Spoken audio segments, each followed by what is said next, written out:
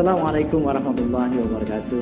Pemirsa, kita jumpa kembali dengan kajian Al-Khusyuk fi Shalah, dan hari ini kita akan berbincang tentang apa itu khusyuk sampai kedalamannya, dan kita kaji lebih dalam bagaimana bisa membedakan apa itu khusyuk nifaq dan khusyuk iman.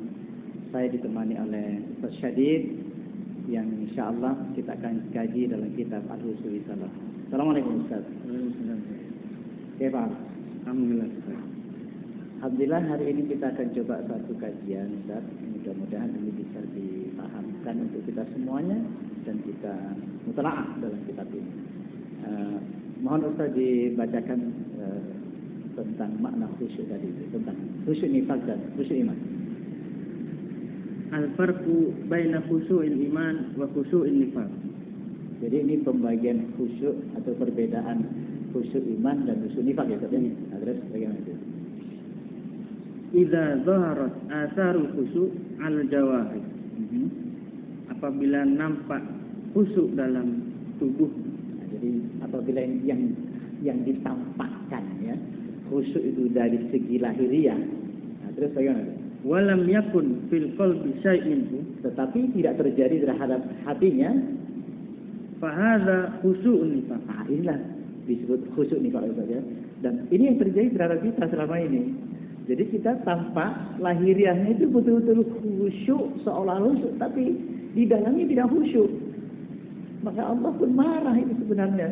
Innal munafiqina yukhadi'una Allah wa huwa khadi'uhum idza qamu ila sholati qamu kusala yura'una an-nas wa la yadhkuruna Allah illa qalila.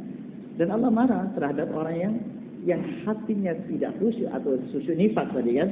Jadi orang munafik itu juga melakukan sholat, tetapi dia melakukan sholat. Innal munafiqina yukhadi'una Allah wa huwa khadi'uhum. Maksudnya orang munafik itu menipu Allah, dan Allah akan balas tipuannya apabila dia sholat, ya kan?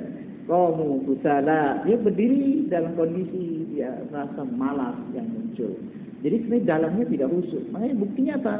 Buktinya ketika berdiri sholat dia, kata orang Jawa itu arasa-rasa, kata orang Madura lempo. Nah, inilah yang barangkali kita pemirsa sekalian tentang masalah makna khusyuk. Jadi khusyuk itu di dalamnya itu harus khusyuk, bukan lahiriahnya. Makanya sangat penting. Nah, terus lanjutannya ada hadisnya. Ya. Walihada qala Hudzaifah radhiyallahu anhu, iyyakum wa khusyu'un nifaq. Faqila lahu wa ma khusyu'un nifaq? Qala antarul jasada khashi'an wal qalba laysa bi khashi'. Jadi iyyakum. Jadi ungkapan yang sangat keras ya sebenarnya. Iyyakum wa khusyu'un nifaq. Nah, kamu itu khusyuk nifaq. Seperti apa khusyuk nifaq itu? Engkau melihat tubuhmu khusyuk, tapi hatimu tidak.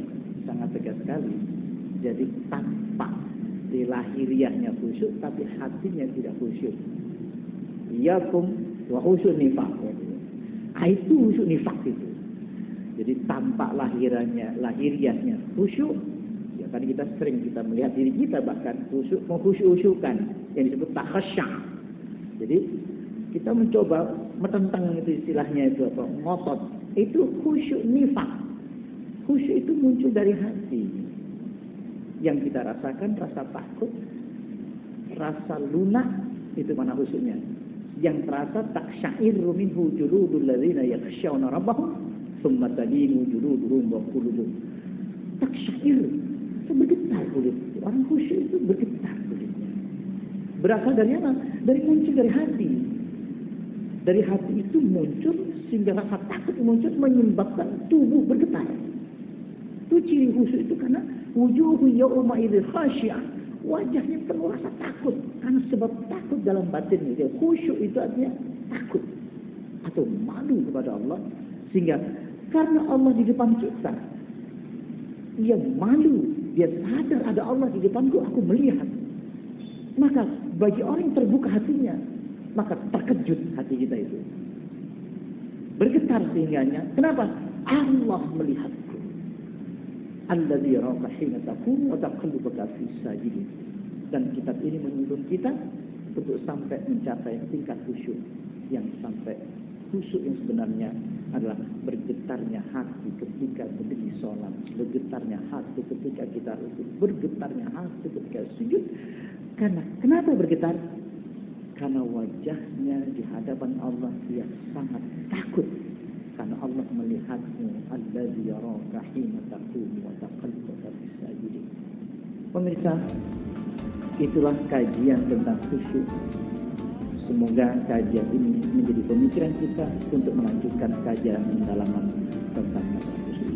Demikian, terima kasih. Assalamualaikum warahmatullahi wabarakatuh.